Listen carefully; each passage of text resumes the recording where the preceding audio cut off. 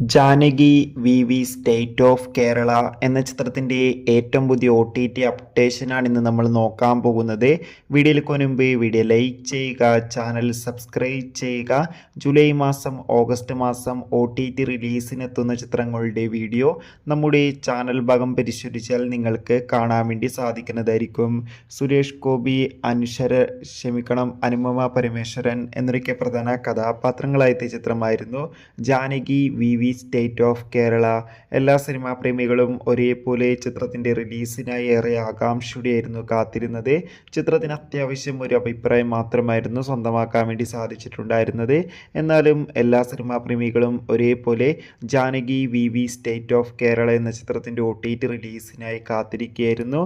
Finally ചിത്രത്തിൻ്റെ OTT അവകാശങ്ങൾ ഇപ്പോൾ C5 എന്ന OTT പ്ലാറ്റ്ഫോമും സാറ്റലൈറ്റ് അവകാശങ്ങൾ സി കേരളം എന്ന ചാനലും സ്വന്തമാക്കിയിട്ടുണ്ട്.